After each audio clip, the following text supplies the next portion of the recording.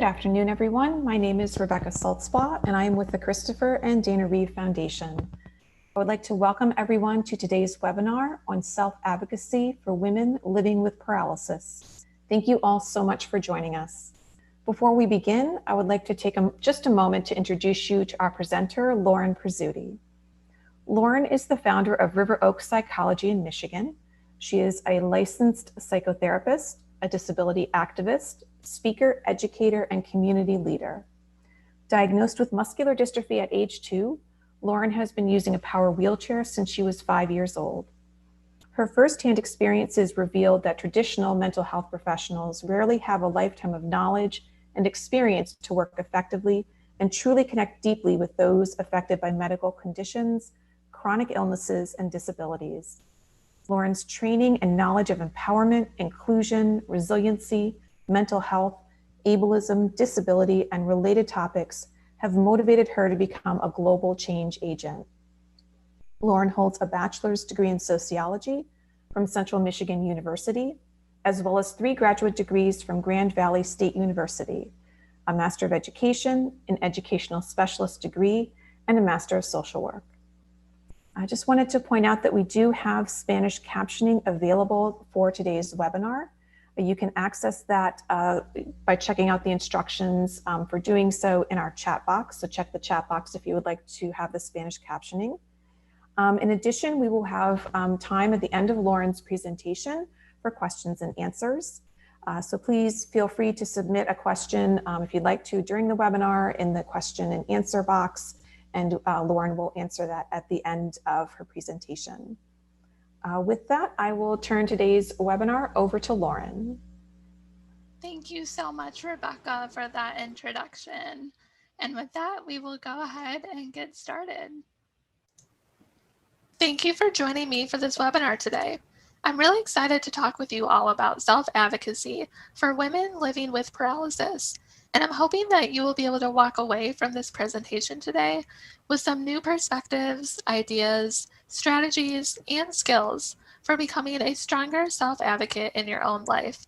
I am happy to be a resource for you on this topic, and we will absolutely have time at the end for any questions that you might have. We have a lot of information to cover today, and our outline will look like this. We'll start by talking about what self-advocacy really means. So we'll dive into this topic. I'll share information about how I personally conceptualize self-advocacy, and I'm hoping that you may be able to relate to some of that information and redefine how you think of self-advocacy in your own life. Then we'll talk about some impacts of disability and gender minority stereotypes. There's a double minority status there as an individual who has a disability, but also an individual who identifies as a woman. As a woman with muscular dystrophy myself, using a wheelchair, I've definitely faced some of those microaggressions or stereotypes of being a disabled woman. So I'll share some of that with you. I'll talk about these impacts, and I'm hoping that you'll be able to relate to a lot of that and reflect on your own experiences. Then I'm going to present some self-advocacy tips. So these will be those tips and strategies and ideas, ways that you'll be able to strengthen your own skills for self-advocacy. And then we'll open it up to questions. And I'm hoping we can have some good discussion at that time. So please feel free to take note of your questions or write them down or put them in the chat so that when we get to that portion of today, we'll be able to have a lot of open discussion time where I can answer some of your questions. So what is our goal for today? Well, we have 2 different goals. Today, we're talking about self-advocacy, specifically as it relates to women with disabilities or women with paralysis, because there are a lot of stereotypes and socialized patterns of thinking in the world that can be very limiting for women with disabilities. So we're going to talk about these because we hope that by highlighting these stereotypes and understanding them better, we will be able to exert greater control over them and set ourselves up to overcome those stereotypes. So the goal is to increase our awareness, increase our power, and increase our skills for becoming successful self-advocates as women with disabilities. The whole point of this conversation is empowerment. We want you to walk away from this presentation today with greater knowledge on the intersections of advocacy, disability, gender, assertiveness, and skills for speaking up.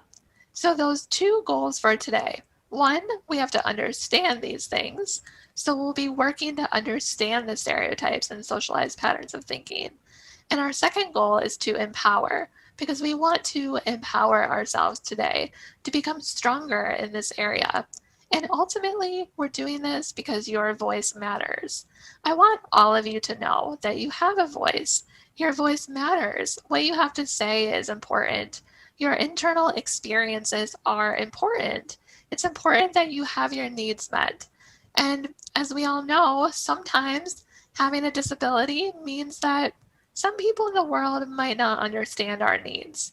We might not feel understood all the time, or we might have difficulty overcoming those barriers. So, as a community of women with paralysis, there's probably a lot of times in your life where you may have experienced feeling like you really have to make your voice feel heard. You have to stand up for yourself, and you have to work to find mutual understanding between yourself and the people with whom you're communicating with, whether it be an insurance provider or a teacher or an employer. And we'll talk more about where self-advocacy shows up in our lives shortly. So what is self-advocacy? How do we conceptualize this concept? If you want to get technical, there's a lot of different definitions in the literature. If you look in the scholarly sources of the literature and dive into the research, a lot of scholars have defined self-advocacy in different ways. And we'll talk about some of the major themes that I have pulled out and some of the major themes that I feel resonate most with women with paralysis. So to me, and I'm hoping that some of this will relate to you, self-advocacy is learning how to speak up for yourself. I've seen that in the research a lot. It's about defining your own life. It's about learning the skills to be able to have your voice heard. Self-advocacy is also learning how to be assertive when explaining your needs. So it's not just telling someone what you need, but confidently being assertive when explaining your needs, presenting that information as if it's a necessity, because after all, it is a necessity. You didn't ask to have paralysis. You didn't ask to have a disability of any type. No one does, but rather you have this that you're managing in your life, and you have certain needs or accommodations that you need to have in order to thrive. So learning how to assertively talk about those things is really an important part of self-advocacy. It's also learning how to obtain those needed accommodations or resources. It's about being able to make your own decisions about your own life, being able to utilize information and resources to your advantage. So navigating the healthcare arena, navigating the nonprofit world, being able to work with agencies and organizations in order to use that information and those resources to your advantage. It's also about knowing what your rights and responsibilities are. So really understanding what you have a right to. For example, in school, it's a law that individuals with disabilities have to have accommodations, reasonable accommodations, if that's what they need in order to thrive academically. And it's no different in the workplace. Individuals with disabilities are protected under the ADA to have reasonable accommodations in the workplace. So self-advocacy is really about knowing what your rights and responsibilities can be. It's about strategically using the support of others to help you accomplish your goals. So self-advocacy certainly doesn't mean that you have to do everything by yourself all the time. Not at all. Sometimes it means that we have to think strategically about where we can connect with people who have certain expertise or certain privileges, and how we can make those connections to help us accomplish our goals. And sometimes self-advocacy comes down to not giving up or backing down when faced with opposition or barriers. So I want to ask all of you today to reflect on this. What else would you add to this list? consider what self-advocacy means to you as we go through this presentation. What do you think it means to be a strong self-advocate? What does that look like? Remember, it's okay if your ideas about self-advocacy are slightly different from your peers. That's okay. We might all have different experiences with self-advocacy, and we might define it differently, but that's okay.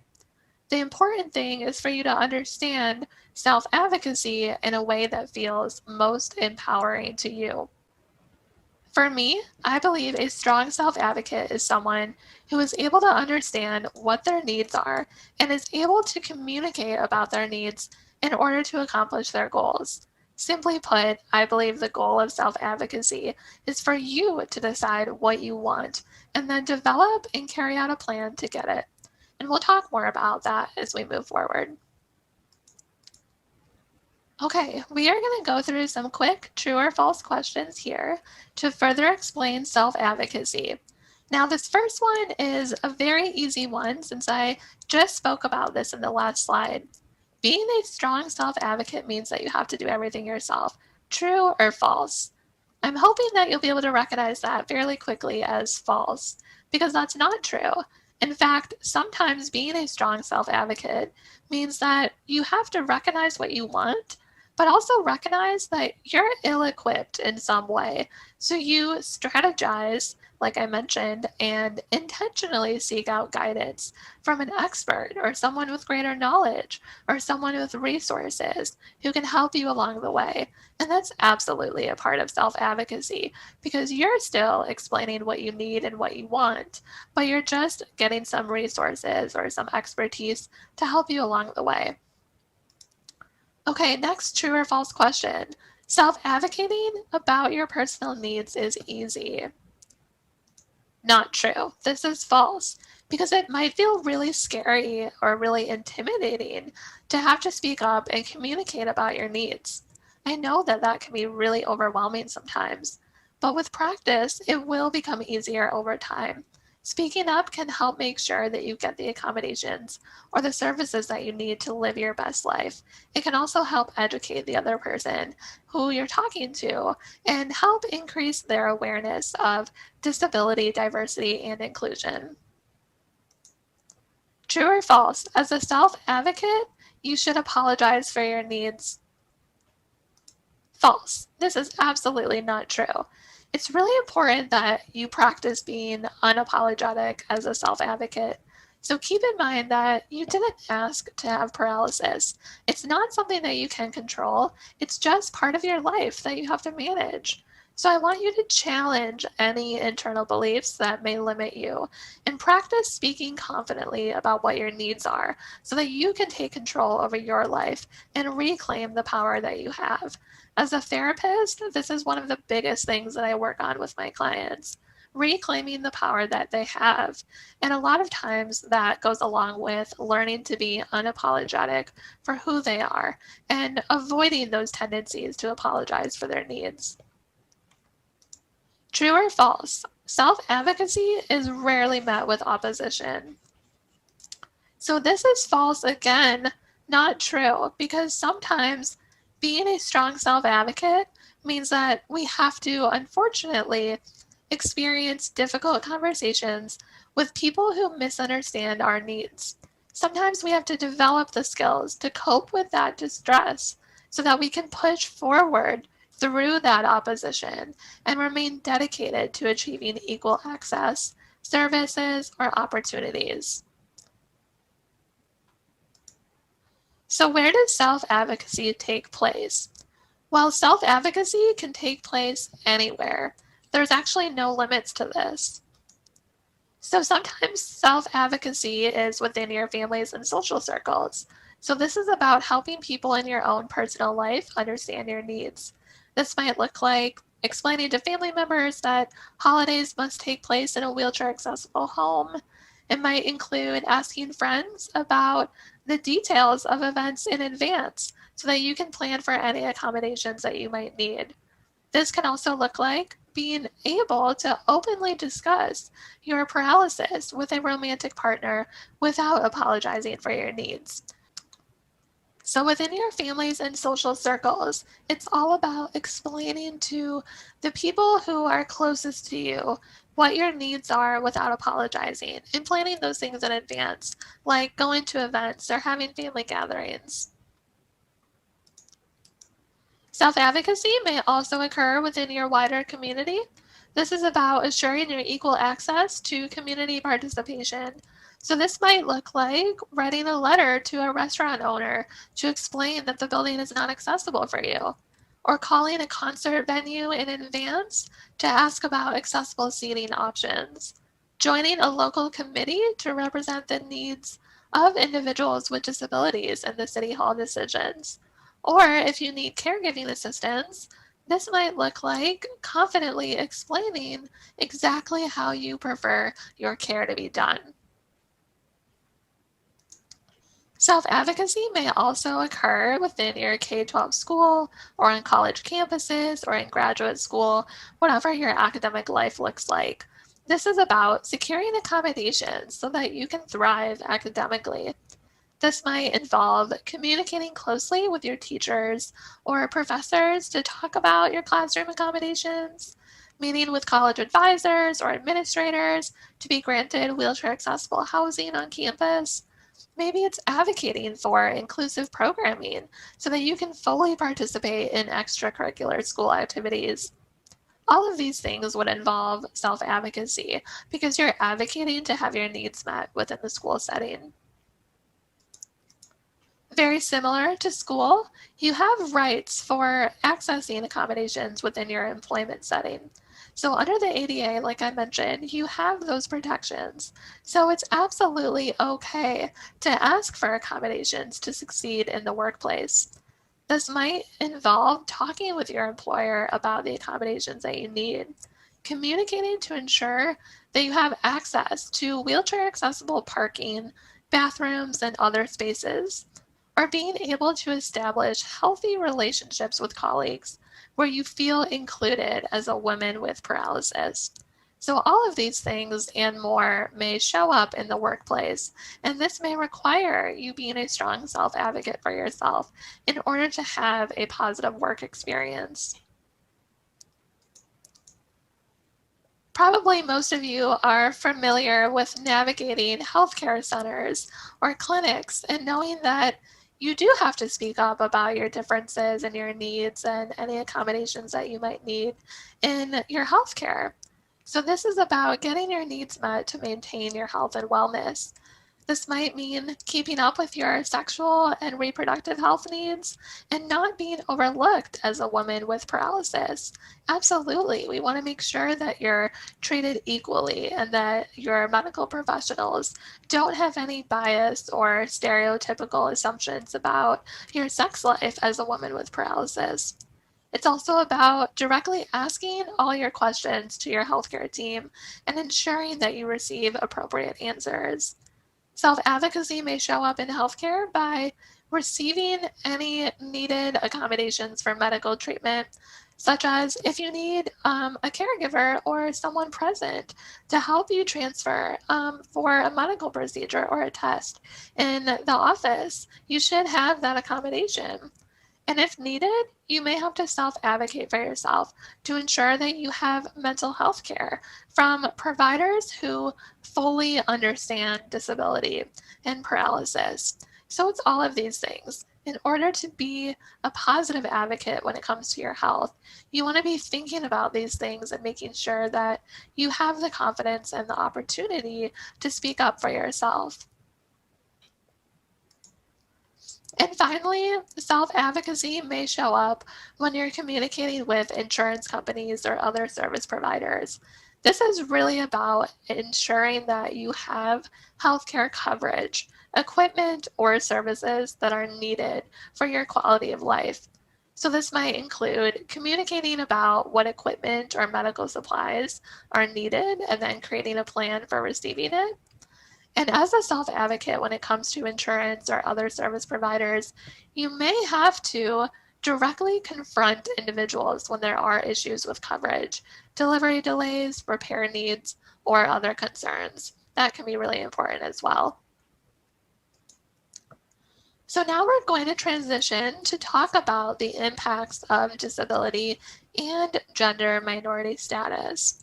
Like I mentioned earlier, as women with disabilities, we're facing both of these minority statuses, and that can take a huge toll on our mental health, on our ability to advocate for ourselves, and that's why this conversation today is so important. So we're going to talk about disability stereotypes and gender socialization patterns. So for women with disabilities, like I said, we're facing double oppression. And what I want you to do in this moment is reflect on, what does that look like for you? How might this influence your experiences with self-advocacy? Do you identify as a woman with a disability because of your paralysis? How does that impact your life, socially or professionally or academically? Think about all of those settings that we just went over. And of course, self advocacy may show up in further settings as well that I didn't go over. Self advocacy can show up in any area of our life. So, as we talk about these issues, think about how this impacts you. And maybe this might be the first time that you're reflecting on these concepts, and that's okay. If this information is really new to you, that's okay. This is a great opportunity to be introduced to these subjects. So first we'll talk about the impact of disability. So the impact of having a spinal cord injury or living with paralysis. So unfortunately, because of widespread social inequalities, chronic misunderstandings of disability, and a lot of limited exposure to the realities of life with a disability, many people in the world have misconceptions, right? They have inaccurate ideas about what it actually means to have a disability. And I know that many of you have experienced this where you might be adjusted or well adjusted to living with paralysis if you have had a spinal cord injury many years ago. If you've been living with an injury for most of your life or many years of your life, you might be well adjusted, you might be living a normal life. And then sometimes you might come across someone in public or someone that doesn't know you very well that will make a lot of assumptions about what you're going through, what your life is like. And that can be really hurtful. Same for individuals that are newly injured. If you're newly injured and you're experiencing paralysis for the first time, you're going through so much trauma, so much adjustment, so much healing and recovery. And similarly, you can also be misjudged by other people that don't quite understand disability. You can have exposure to people that may treat you differently, and that can be really hurtful. So, unfortunately, because of all of these widespread misunderstandings and misconceptions, it can position people with disabilities as a minority group that diminishes their voice or ability to speak up.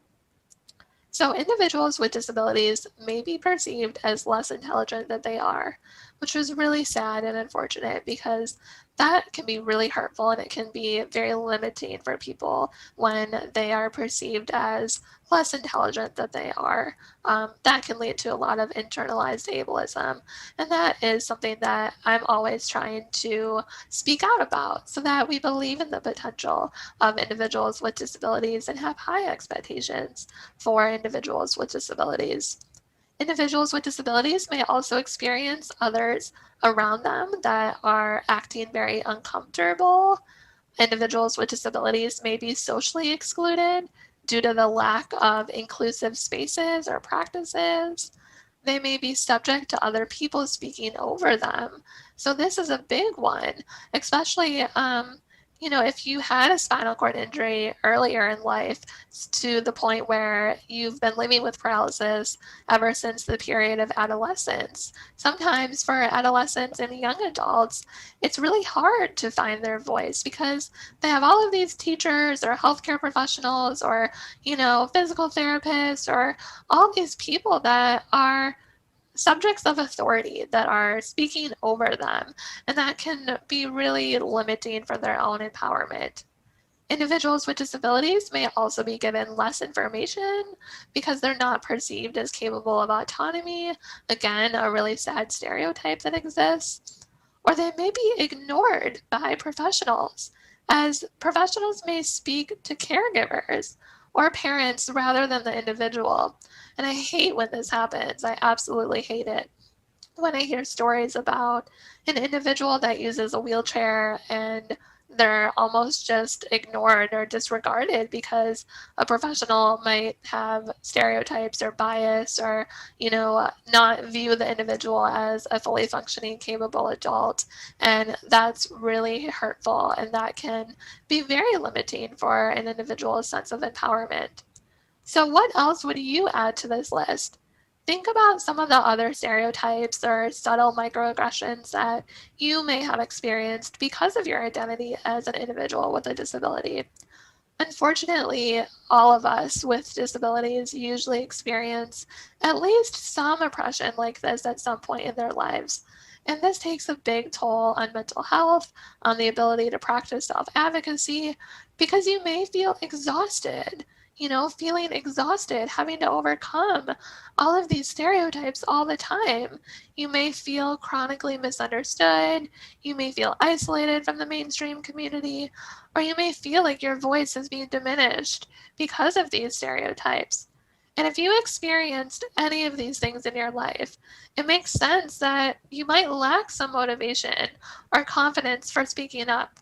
But rather than blaming yourself for that, today I really want to encourage you to externalize the cause of your discomfort with self advocacy.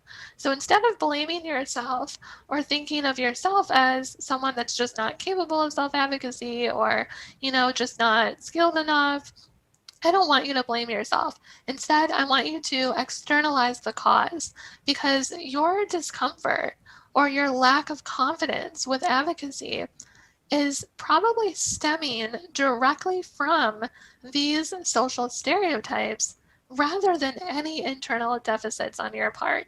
So it's not you, it's society. It's not like you have internal deficits. I want you to reframe that concept if you're blaming yourself, and instead look at your discomfort as something that is directly caused by the social stereotypes with which we live in. All of those things have a huge impact on us. So now we're going to talk about the impact of gender. And we're going to consider the impact of gender oppression, because historically women were dominated by males. Certainly, we've come a long way since the women's rights movement, but women are still considered a minority group because of how many gender inequalities still exist today. So gender socialization differences. What I mean by that is beginning at birth, when a baby is born, most families treat boys and girls very differently, and this has a profound impact on who they become. The process of gender socialization means that children grow up learning about their gender based on what their parents expect for their gender. In addition to the influence of parents, children usually prefer to play with peers that share similar interests or who they believe share those interests, and this makes them more likely to be socialized by their same gender peers. Right? So, for example, girls might really feel more comfortable or more attracted to playing with other girls in kindergarten or first grade, second grade, while boys may sort of congregate together on the playground and play with each other. Boys and girls do tend to naturally segregate a little bit when they're selecting their peers to play with. And while spending time with their friends, boys and girls learn about their gender. They learn what is appropriate for one gender or the other. So for girls, we're going to see a lot of pink outfits, flowers, Barbie dolls, arts and crafts, playtime that includes cooking or sewing, makeup, or dresses. Girls are often expected to be quiet, accommodating, patient, emotional, or ladylike. Girls are told that they're pretty or cute more often than smart. Girls are more encouraged to talk about their emotions more than boys. Girls receive encouragement for careers like nursing, teaching, fashion, and of course there are exceptions, but these are some of the biggest patterns that we notice in the mental health field and that we've noticed in fields like psychology, sociology, anthropology. These are the patterns that have been studied. On the other hand, boys are more likely to have blue outfits, camouflage, monster trucks, playtime that includes using tools or sports. Boys are often expected to be leaders, opinionated, athletic, aggressive, or protective. Boys sometimes may be excused for roughhousing around. You may have heard statements like, oh, boys will be boys. They're just wrestling in the backyard. That's typical. That's just boy behavior. Boys are typically told that they're strong, that they're brave, or that they're tough. Showing emotions is discouraged among boys, or at the very least, not as encouraged as it is for girls. And boys sometimes receive encouragement for careers like business owners, doctors, lawyers. And again, there are exceptions, but these are some of the biggest patterns that we've seen throughout history. So I want you to think about the gender socialization that occurred in your family. If you have brothers, does any of this resonate with you? You know, in your experience as a girl growing up, were you often navigating your life through Barbies or dress up or having pink clothing? You know, what was expected of you? And it's true that maybe pink was your favorite color and you deliberately chose to play with dolls and that you deliberately wanted the Easy Bake Oven or, you know, the Sky Dancer toys or any of the toys that were marketed to girls. But it's also safe to assume that part of your interest was because all of those things were marketed toward girls, where at the same time in advertising and in marketing, probably a lot of the sports equipment or the monster trucks or the toolkits were probably marketed more toward boys. So those are some of the gender socialization patterns that we've seen across the decades for boys and girls growing up a little differently. I do want to acknowledge here that, especially in the last decade or so, our society has gained tremendously more acceptance of individuals who are gender non-conforming, such as individuals who identify as non-binary or as transgender, and that's completely valid. I work with many individuals who are proud members of the LGBTQIA plus community, and I just want to say that those experiences are absolutely valid. Your authenticity is true, and if any of you listening identify in that way, I want to normalize your experiences and let you know that that is completely valid and that's completely okay. And you should be proud of who you are, and you shouldn't have to hide yourself or any of your identity. We want you to be open about your experiences and how it may differ from the socialization patterns that I just explained. However, for the purpose of this presentation, where we're analyzing the socialized patterns of gender, it's still accurate to say that most families across the history of the United States did raise boys and girls very differently, and that does lead to different gender stereotypes and personality differences between adult men and women. So what are some of these gender stereotypes that have resulted because of the gender socialization patterns? Well, for one, men are expected to be self-confident and assertive, while women are expected to be accommodating, passive, and emotional. So think about how this can impact self-advocacy. Sometimes it's important to be assertive when advocating, right? When we're trying to explain our needs to other people, we're trying to advocate for ourselves. And sometimes advocating can feel really challenging for you if you struggle with self confidence. You might feel obligated to be overly accommodating to other people. You might also feel like it's not your place to speak up because of these gender stereotypes. Or even subconsciously, you may be more passive as a woman because of these stereotypes, and that can have an enormous impact on your ability to self-advocate. Men are also more likely to communicate as a way to maintain their status and their independence. So they're probably communicating as a way to negotiate for power, to seek wins, avoid failure, and offer advice or other types of ways to exert their power and control. On the other hand, women tend to view communication as a path to create friendships or build relationships.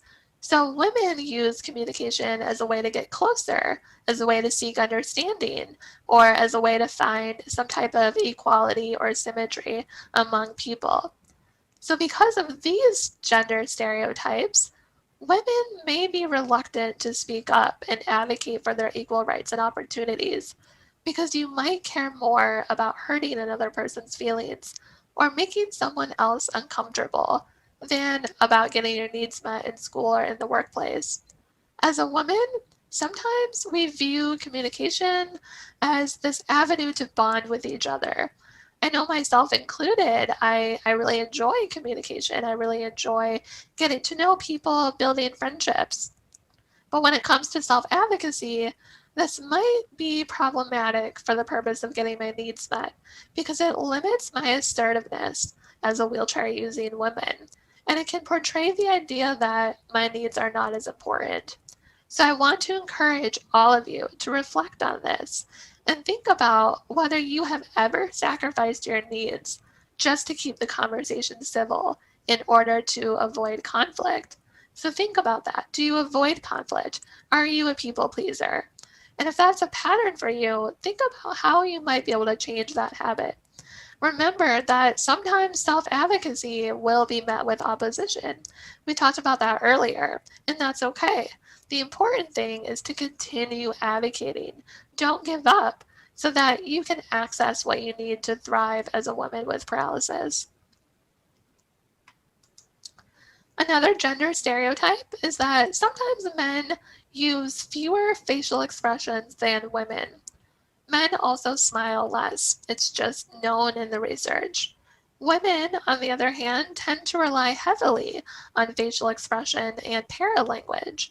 Paralanguage is when women say, yeah, oh, okay, sure, yeah, yeah, I understand. So a lot of head nodding, right? Nodding your head, smiling, saying, oh, yeah, okay, sure, I understand. And these gestures that are more common in women are a mechanism to convey, I'm listening. I understand what you're saying. I get it. I hear you. I validate you without actually saying that directly. So, as a self advocate, I want you to consider if you do that too much. Consider your facial expressions when self advocating.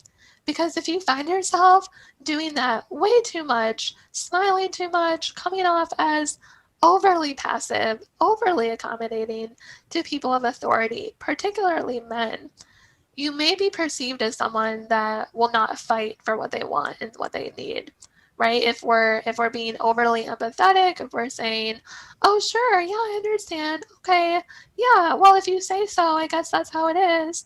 If we're kind of overly passive like that, it will be very easy for that person of authority to dismiss you, right? They'll have greater confidence saying, no, I don't think we can meet that need. It's just not something that we can do. And that's what we want to avoid happening. We don't want that person of authority to simply dismiss you, right? You want to be positioned as someone that is going to be taken seriously. You want to push for what you need to be accommodated as a woman with paralysis. There are so many times in our lives as women with disabilities where we're going to be written off. We're going to be dismissed. Unfortunately, like I said, there's just a lot of disability stereotypes combined with gender stereotypes, and that may happen from time to time. But that's what we want to emphasize here. We want you to fight for what you need. So avoid some of this overly passive behavior. If you're relying too heavily on facial expressions, like smiling too much, or being too understanding or too empathetic, you may want to think about that behavior and think about if there's any way to position yourself yourself as someone that might be taken more seriously so that you can be perceived as someone who is persistent, determined, and not someone who's going to give up easily. Finally, another gender stereotype is that women usually have a smaller range of acceptable behaviors than men. For example, this is that double standard that we often see in the workplace. If women are too nice, you may be judged as weak or manipulative, right? Like as a woman in business, I see this sometimes myself, where if I'm overly accommodating, overly passive, I feel really weak, and I also feel like I'm being perceived as really weak. So you have to work on that confidence. But on the other hand, if you come across as too aggressive, sometimes we can be judged as acting too bossy. And people may think of us as really demanding.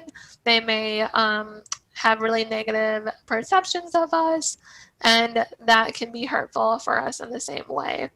So remember that sometimes we may be misunderstood, and sometimes it may feel like you're in a lose-lose situation, right? Like sometimes as women, especially in the workplace, it feels like we're always having to navigate this balance, right? We're on this balance beam of, well, I don't want to be too passive, but at the same time, I want to be aggressive and assertive, but I don't want to be judged as too bossy. So, as you're navigating that balance, I just want you to remember that it's not your job to please everyone or concern yourself with being liked by everyone. You know, that's an impossible battle to win. If we are too concerned with being liked by everyone, we're not going to be able to achieve that goal because we're not always going to be liked by everyone. Whether in the community or in the workplace, people are going to have their opinions, and that's okay. But our job is not to please everyone. Instead, our job should be to ensure that we're getting the accommodations, the healthcare, the social inclusion, the access, or the services, or the understanding, or whatever it is that we need in order to thrive as an individual who has a disability who is a woman. We need to be able to focus on what our needs are and worry less about being liked by everyone. Okay, so now we're going to dive into some tips and strategies for how to be a stronger self-advocate. We've talked about a lot of stereotypes for individuals with disabilities, for individuals who identify as women. And I'm hoping that you were able to combine some of those ideas together so that they resonate with you, whether you've experienced those things in the past or whether you might experience those things in the future. I want to talk about some clear tips and strategies so that you're better prepared to fight for your needs now and in the future. So my first tip is to strengthen your self-awareness. Really have a firm idea on what your needs are. Strengthening self-awareness is a great starting point because it helps you understand what your needs are, which is absolutely necessary for self-advocacy. How can we possibly advocate for ourselves if we don't exactly know what our needs are? It just doesn't make sense. So what I want to encourage you to do is reflect on some of these questions and ask yourself about your needs so that you can really understand what exactly you want to fight for. So what are your needs for school, for employment, for healthcare, for your social life? What do you need in order to live your very best life? How does your disability impact what your needs are? How has your spinal cord injury or diagnosis of paralysis impact what you need in your life to feel included, to feel like a complete, full citizen participating in your community? What are some of the accommodations or resources that you might need? Is it wheelchair accessible transportation? Is it accommodations at your job? Is it knowing exactly where you can find accessible recreation? Is it knowing how to get accessible seating at sporting events or at concerts? What are some of the things that you need to thrive in the community? Why is it important for you to have your needs met? So really think about that. Think about why it's so important for me to have my needs met. I would argue it's incredibly important, right? It's critical for you to fully participate, for you to be included, and for you to live your best life with the best mental health that you can have. How do you communicate or advocate about your disability? How do you talk about paralysis? How do you explain your needs to other people? Do you have experience doing that? Have you had experience advocating before? Or would this be something totally new to you? And if it's new, that's okay. You're starting somewhere by just participating in this presentation. You're starting to think about all these ideas, and that's amazing. It shows that you have enormous strength and resiliency and persistence, and you are committed to advocating for yourself, and that's something to be celebrated. Some broader questions might include, what does my disability mean to me? How do I talk about paralysis? How does this impact my identity? How much or how little do I identify with disability? What are my beliefs about individuals with disabilities or paralysis? How do I relate or not relate to stereotypes? So this is really good information that you might want to talk about with some of your peers in the paralysis community, talking about these stereotypes and having conversations about how you identify and how you don't identify. What are your values as a person with a disability? How much or how little does your disability impact who you are as a whole person? And I want to remind you here that there's absolutely no right or wrong answer. There's just no possible way for someone to be correct or incorrect when you're answering these questions. So I want you to let your mind wander, let yourself explore, maybe journal about these questions. And if you're struggling with this, if this is bringing up a lot of trauma or a lot of negative emotions, remember that you can reach out for help from people in your community, from your close family and friends, from your mentors, or from professional mental health counselors. These are a lot of the same questions that I work with clients with disabilities who want to start exploring some of their disability identity in order to feel more empowered. So if you're struggling with this, just know that help is always available and you don't have to face this alone.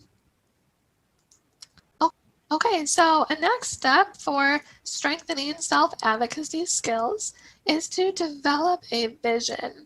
After you have a clear understanding of what your needs are, the natural next step is developing a vision. And this makes sense because most people have a very difficult time advocating for something when they don't have any idea of what they're trying to accomplish.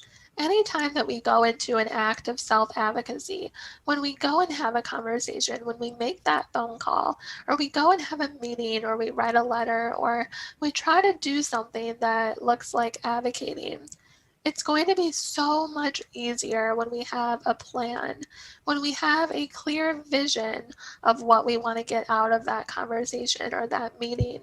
So some really, really good questions to consider are, what do I want this person to grant me? Is it a service? Is it allowing me to have an accommodation? Is it reconsideration of a policy? What do I want to get out of this? What do I want this person to grant me? What information do I need from this person? Is there something that they're going to be able to tell me? Is there something that I need to know from this person? Overall, what is the outcome that I hope to achieve in this conversation?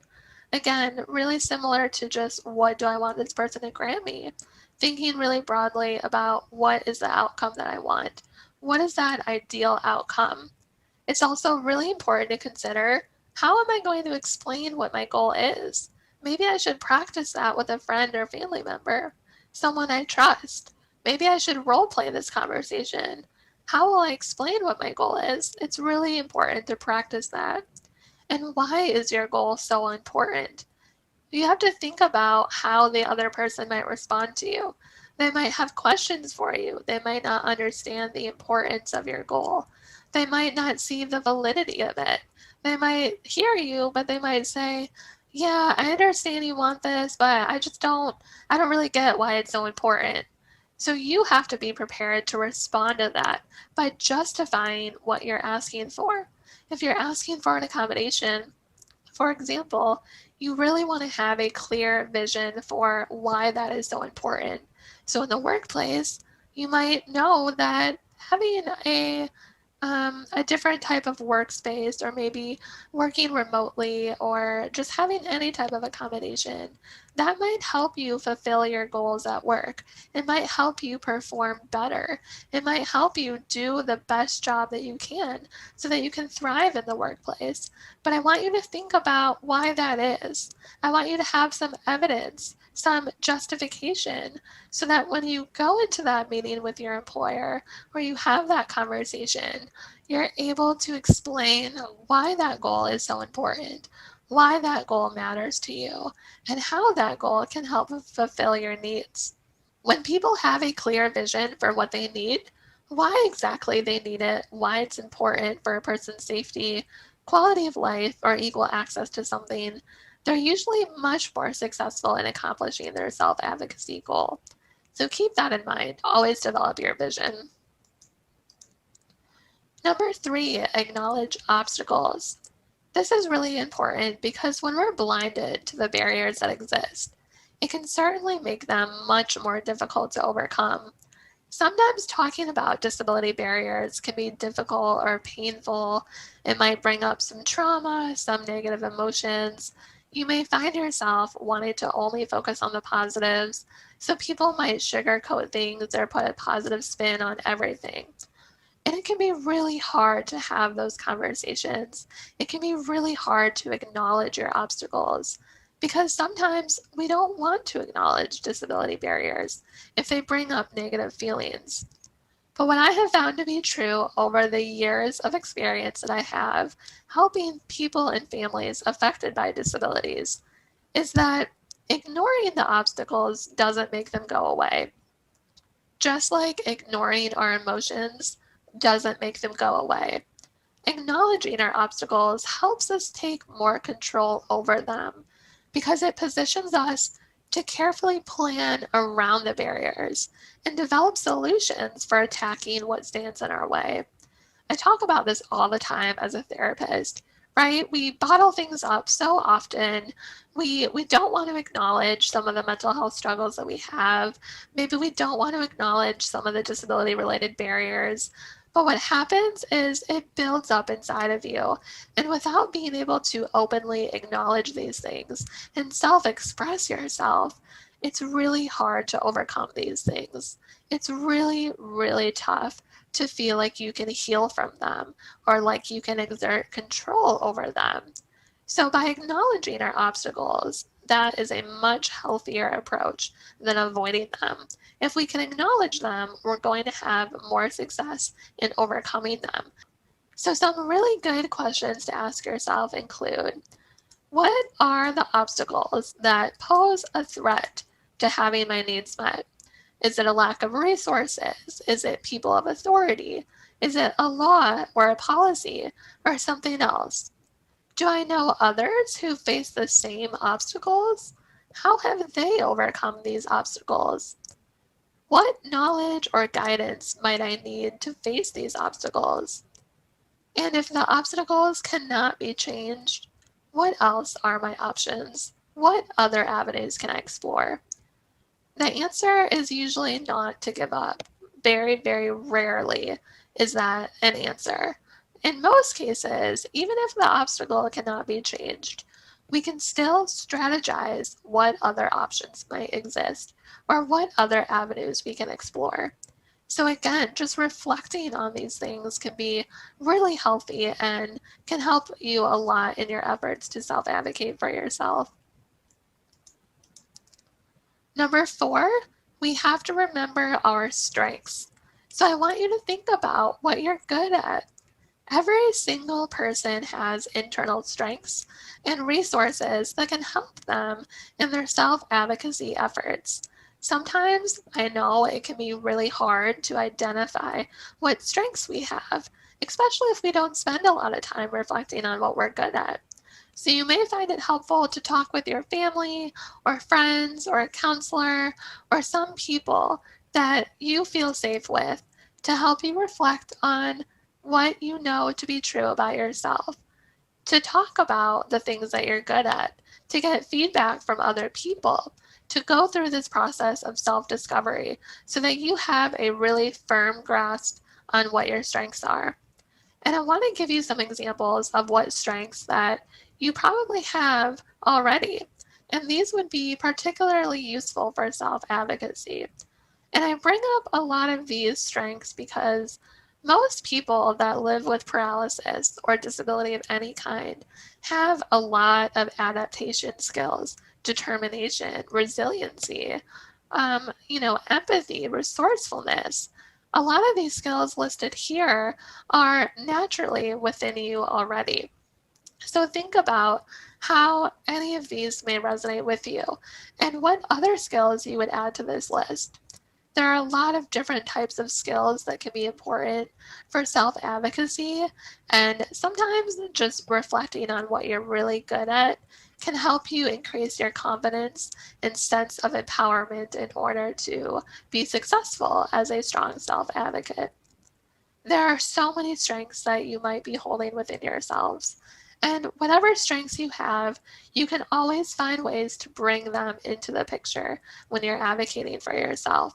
So reflect on some of these and maybe take the time to make a list so you have it on paper. So when you are doubting yourself or you're feeling a bit insecure, you have that list of strengths that you can remind yourself about. Number 5, believe in your self-worth. Absolutely. I really want every single one of you to know that you deserve to have your needs met. I think this is one of the most critical tips for self-advocacy because you have to always believe in your self-worth. Always remember that you are worthy of having your needs met. Remember, like I said earlier, you didn't ask to have paralysis. It was never something that you wanted or that you signed up for. So you don't have to apologize for it. You don't have to feel bad about asking for any accommodations. You don't have to feel like you have to apologize for any limitations that you might face. You should never apologize for what your needs are. Always remember that living with paralysis or disability of any kind might make things more complicated, right? We're facing all these complicated challenges as wheelchair users, but it doesn't make you any less deserving of equal opportunities. So I'm a really big fan of positive affirmations, especially when we're facing those insecurities or when we feel guilty or maybe we feel like a burden or we feel like in some ways we have to apologize or like we want to give up. I really want you to challenge those negative thoughts inside of you. I want you to be able to reframe your perspective so that you can regain your power, regain your sense of empowerment and feelings of control. So these are just some positive affirmations that you may want to say to yourself or to write down on a piece of paper, maybe along with your list of strengths. These can be really helpful in moments of high anxiety and distress. I deserve to have my needs met and I will advocate for what I need. I don't have the answers right now, but I will continue working to overcome barriers. I will advocate for myself so that I can live my very best life. It's okay to face opposition. I will keep trying. I have a strong, powerful voice. My voice matters and I deserve to feel heard. And there are so many more positive affirmations that you may think of. So get creative. Come up with some that work well for you. Another example might be, I am a whole, complete person. My disability does not change that. I really like that one. I also like, I deserve equal opportunities, inclusion, fair treatment, positive relationships, and respect. Or I am more than my disability. Paralysis is just one part of my life. So I want you to think about what positive affirmations or what statements might resonate most with you. Which ones might make you feel better in moments of high anxiety? And how can you practice these things to keep and maintain a strong sense of empowerment over time? Seek out resources so you never have to face things alone. Talk with other women with paralysis to share your experiences and seek peer support. Connecting with others within the Christopher and Dana Reeve Foundation or other similar organizations can be a huge source of comfort as you continue learning about self advocacy. Lean on the advice and the support from other people in your shoes. Peer to peer support is one of the most valuable sources of coping for many people because being able to relate to others and establish a strong sense of belonging within a community can also help you increase your confidence and empowerment skills, which ultimately strengthens your ability to self advocate. So check into some local advocacy groups, disability organizations. Maybe you might need to seek some legal advice from a special needs attorney or nonprofits. Overall, don't be afraid to ask for help. You should never have to face things alone. I hope you found this information helpful today. Remember that self advocacy is a learning process, and all of you are capable of becoming a strong self advocate. My contact information is on this slide. I encourage you to email me if I can ever be a resource for you. Don't hesitate to reach out. And now at this time, I would love to open it up to questions and answer anything that you might have on your mind. Okay, if anyone has a question, they can certainly enter it into the Q&A feature, and I will read them out to Lauren. We do have a question that was submitted prior to today's webinar when someone registered, and that individual would like to know, what do you do when your aides refuse your requests, and how do you handle that? Yeah, I think this is a really critical topic dealing with personal caregivers. I really think that you have to be assertive at the start of hiring someone, making sure that they understand that your voice matters in your caregiving processes, and that it's not a situation like you may have in a hospital where there's policies and procedures that the nurses or the caregivers have to follow. When it comes to individual personal aides, they're really supposed to be there to help you and listen to you and meet your needs. And I really struggled with this when I moved off to college when I was only 18. It was hard for me to speak up when I didn't like the way that my aides were doing things. But over the years, I learned that I would rather speak up than be uncomfortable in my bed or in my wheelchair, or if I didn't like the way that they were doing something for me with getting dressed or showering. I think I eventually arrived at a point where I was able to say, they may not like what I have to say. They might be inconvenienced, but that's okay because this is a job. They're getting paid to do a job. Sometimes we all face inconveniences or things about our jobs that we don't like. So if they're going to have a problem with me telling them that I'm uncomfortable, or if they're going to refuse something that I'm requesting, um, that's a serious conversation. I question whether that personal aid is right for you, whether that's the right person that you want to have on your caregiving team. So I would really be assertive and say, I really appreciate you being on my staff. You've been really great in a lot of ways. However, sometimes I'm feeling like, I don't have a voice. And you could even mention that it's really hard for me to speak up and ask for help. Imagine, you having to speak up and ask for help with everything throughout the day. It's not easy. And I really need to know that I can rely on my caregivers to be approachable for me to speak up. And sometimes I feel like I can't speak up with you.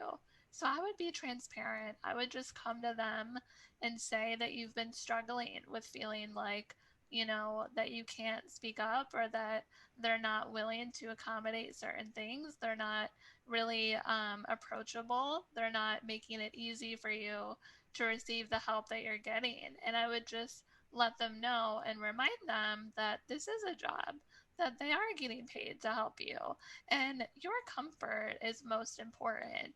The way that you can have your needs met with that caregiver or that personal aid helping you is really the core of the job, the core process of that job for them to be helping you with. So remember that, it's your right and your responsibility to make sure that you can be assertive.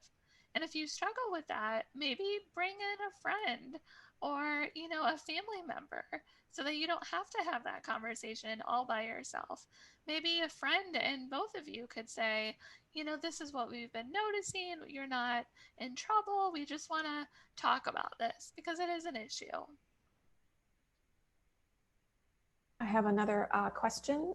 What do you suggest, or do you suggest women with disabilities advocate for themselves in healthcare when they may not know what their healthcare needs are? And then, sort of in follow up, I consistently am told I need to bring someone with me to lift me onto a diagnostic table to get a bone density exam. When ADA guidelines say that they should help me, and what do you suggest? Sure. So, generally speaking, I think that in healthcare, we need to be asking questions. We need to be saying, is there anything that we're overlooking? Are there any other tests or exams that you might be overlooking? Just because I'm in a wheelchair doesn't mean that I don't deserve and need all of the same medical treatment of any other woman. So, I always tell people when you're going in for your annual physical, be asking those questions. Be asking questions about, are we being thorough enough? Is there something that I should be doing differently with my nutrition or my exercise? Let's check my blood levels. Let's talk about these things, really showing the doctor, showing the medical staff that you're interested in your health and that you're not just going as a passive person with a disability that can just sort of maybe, be given some, bias or some, stereotypical assumptions, that they may assume that, oh, you're in a wheelchair, so you don't have an active sex life. We don't want doctors to make those assumptions or for medical professionals to say, oh, you're probably just sitting at home all day anyway. You're not someone that needs to really pay attention to, different vaccinations or things like that. I think the best thing that you can do for yourself is go in to these appointments and be assertive and ask questions and show them that you're really interested in your health and that your health is really important to you. Now, for that follow-up question regarding transfers, I would recommend finding out where it says that in the ADA. So if you can show them any evidence or any proof that that is a policy that they're not following, that's going to carry a lot of weight when you bring this up to the medical director or the clinical director. So if you have a technician person, like for a bone density scan, that is telling you, oh, that's not something that we do here, you need to bring a caregiver, I would just be polite, professional, and say, okay, well, I'd really like to discuss this with the clinical director here. I actually have some information about the ADA that I would love you just to be aware of, not only for myself, but for other individuals with disabilities that come in here. I think it's really critical that this office is inclusive for individuals with disabilities that need assistance with transfers. So I think framing it as, this isn't just affecting me, this is affecting other individuals with disabilities as well. And then showing them where it says that policy in the ADA or where they can have that evidence that shows that this is something that is against policy and that they really need to be following. And another person wants to know, in regard to the same caregiving question, which I always believe, what do you do when aides refuse your requests?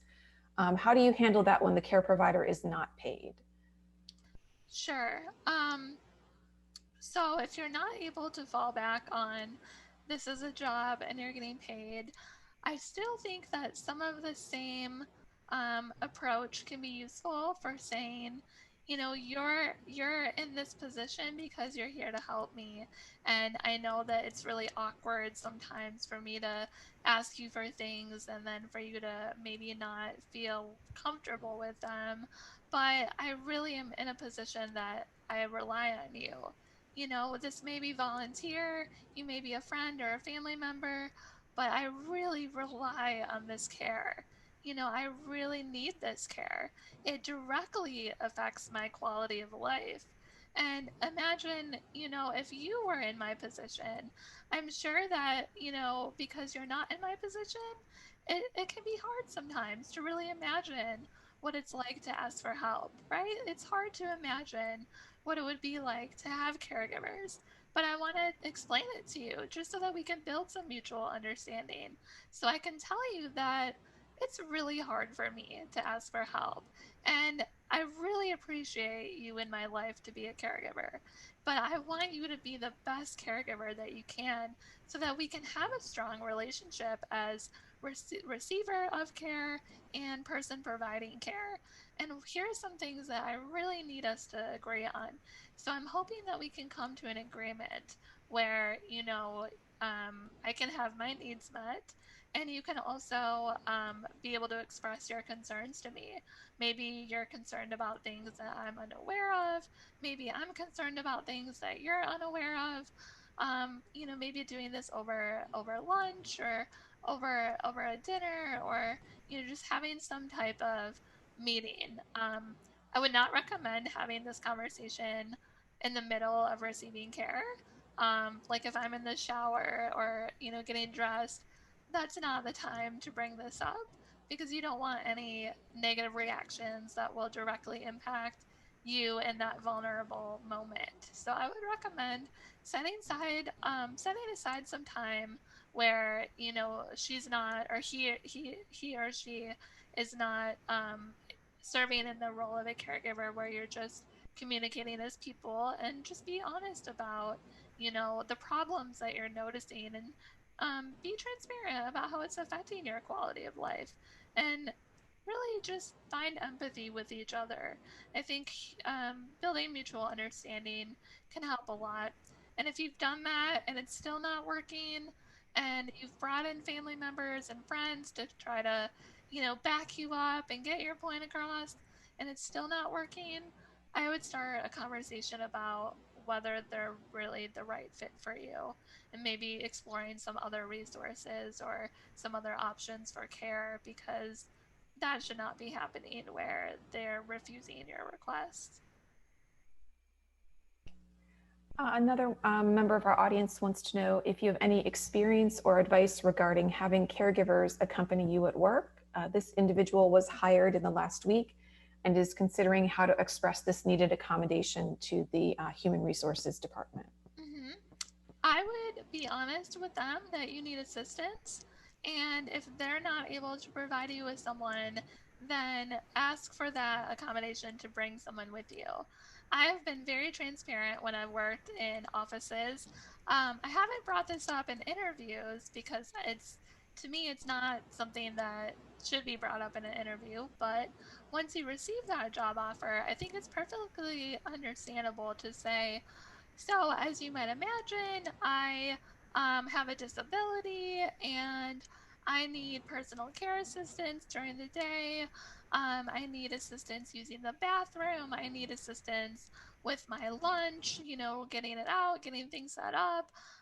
Mentioning the things that you're going to need help with during the day. You can say, I need help traveling for meetings during the workday if you have a job where you have to go from building to building. I mean, it all depends on what your job is, but depending on the nature of your work, I would recommend making a list of all of the things that you're going to need help with and then presenting it and saying, so there are a lot of things that I'm going to need help with. And I think probably the best situation for everyone is for me to be allowed to bring a caregiver to the office with me, a professional that will be kind of a co-professional with me, someone that will not interfere with my work performance, but rather someone that will help me in my work performance by making sure that I have my needs met during the day so that I can really be dedicated to this job.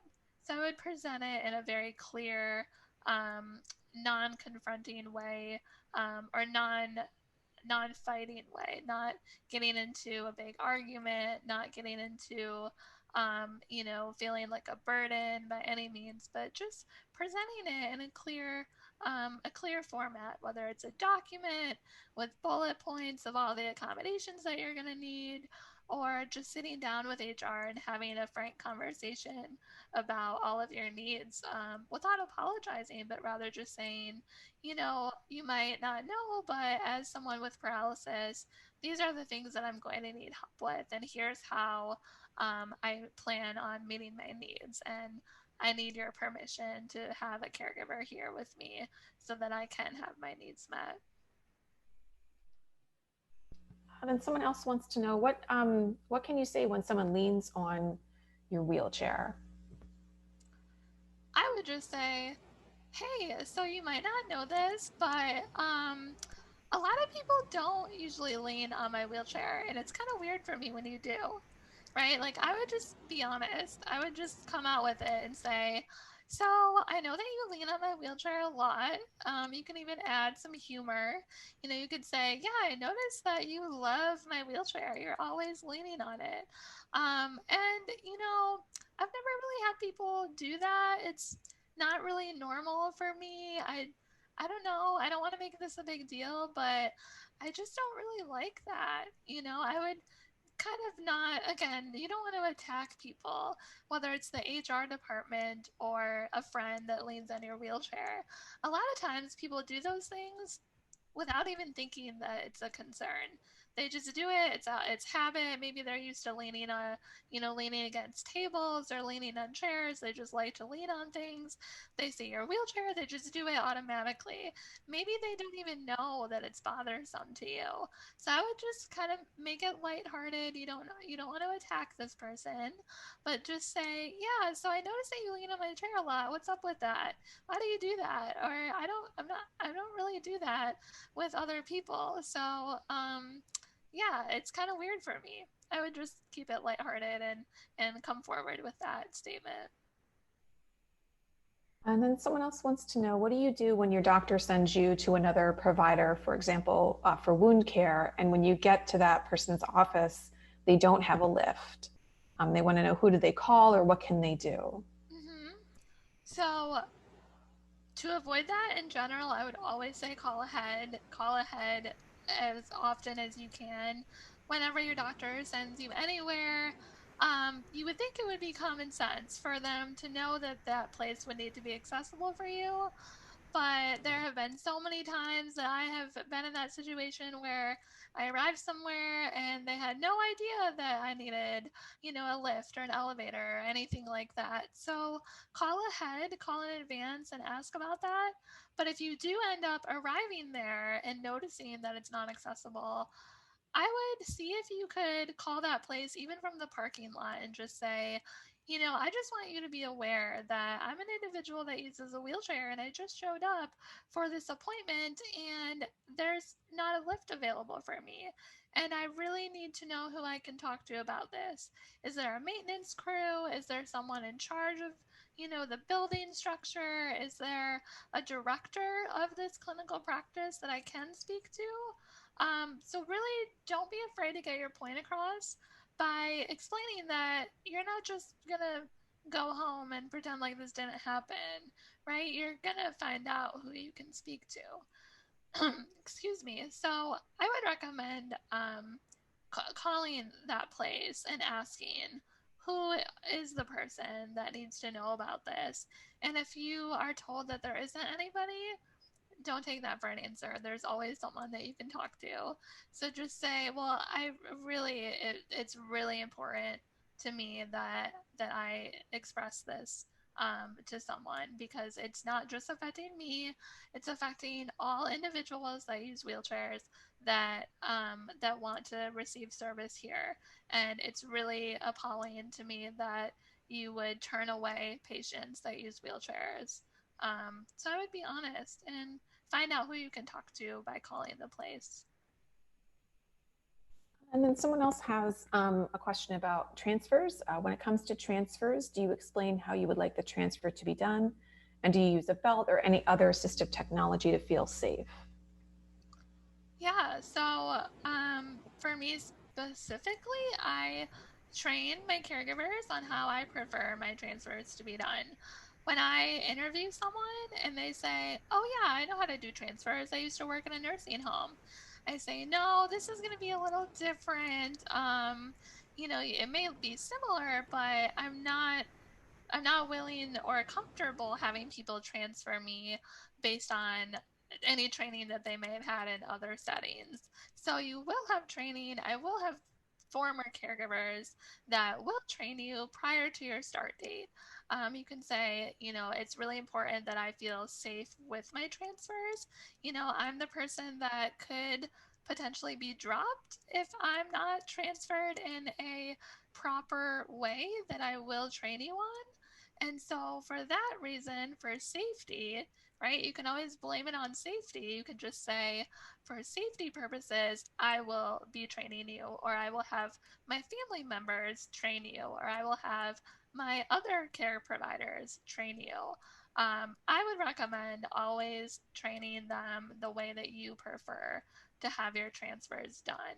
And that can be very different for any individual depending on what you prefer. So, if you're not sure how you prefer to be transferred, maybe work with a physical therapist or an occupational therapist to learn about all the different types of transfers. Do you want to be transferred physically? Do you want to use some sort of belt or mechanical lifting device or a slide board? You want to think about all the different options that you have for transfers. Maybe experiment with them, determine what you like best. It's about you. This is your life. Determine what you like best, and then tell your new caregivers or even your current caregivers that you need to train them on the way that you prefer transfers. Okay, we have a few more minutes, so we'll take one or two more questions. Someone would like to know if there are any books you can recommend for overcoming over accommodating and people pleasing behaviors. Yeah, I don't have a book title on the top of my head. I know that there is a lot of great literature out there. But if you'd like to email me just by going on riveroakspsychology.com, you'll see my email address. You could probably just Google Lauren Pursuti as well, and you'll see my email address online. You can email me and I could follow up on that later. I know there's lots of great books out there. I just don't have any titles off the top of my head right now. And then one more question. What is the simplest or most straightforward way to explain what ableism is? Ableism is a very complex topic, and we could have a whole event just on ableism. But I usually like to say it's about treating people with disabilities differently.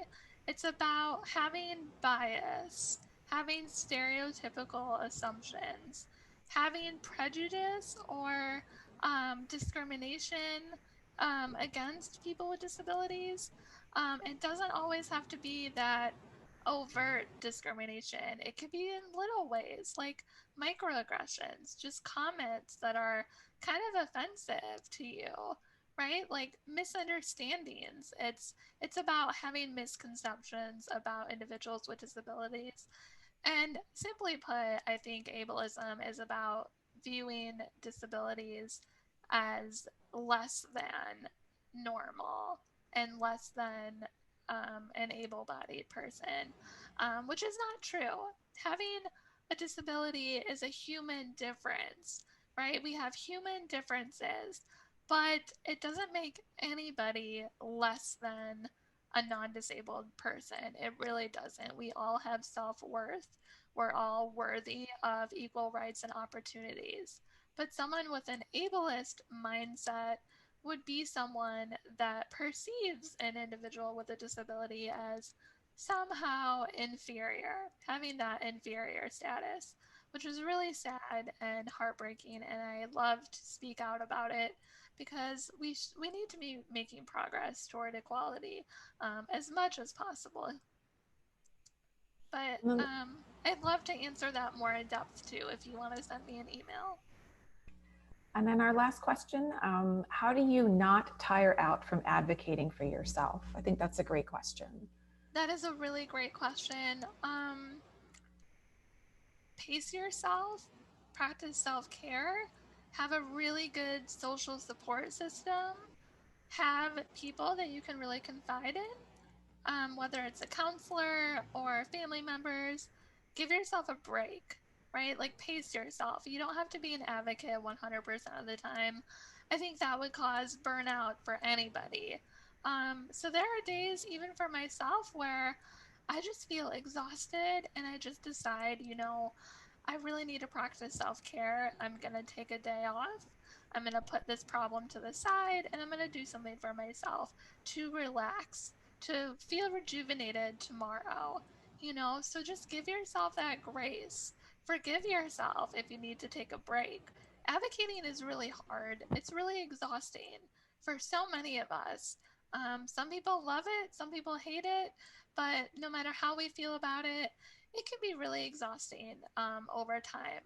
So, to avoid that, practice good mental health coping skills so that when you get frustrated, you can take a break.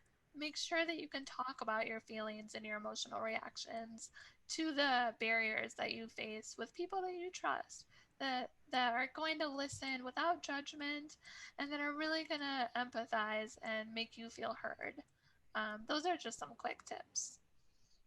Okay, no, Lauren, there's been a number of people who asked to see your email address again. I don't know if maybe you want to just give that out or give out your website address just so that people can find you. Sure. Yeah, absolutely. So my website is riveroakspsychology.com and my email address is Lauren, Lauren, at riveroakspsychology.com. River Oaks is just how it sounds, RIVEROAKS psychology.com. Thank you so much to Kaylee from the Ray Foundation that just posted the link in the chat box. That's very helpful. Thanks, Kaylee. And so you can go on that website. You'll find my phone number and email address there. And I would really love to be a resource for some of you. I'm really approachable, and I meant what I said about if you have questions or would like to engage on this topic or other topics of advocacy or ableism or mental health. I would love for you to reach out. Well, to wrap up today's webinar, I just want to say thank you so much to Lauren for such a wonderful presentation and taking the time to answer our audience's questions. I would like everyone to know that a recording of this webinar will be available on the Reeve Foundation's YouTube channel within the next few days. Once that recording is up on our YouTube channel, you will receive a follow-up email which will include a link to it. So you'll get a link to the recording of the webinar. And just to everyone, thank you so much for joining us today. And again, a big thank you to Lauren for such a wonderful presentation on such an important topic. Thank you all so much.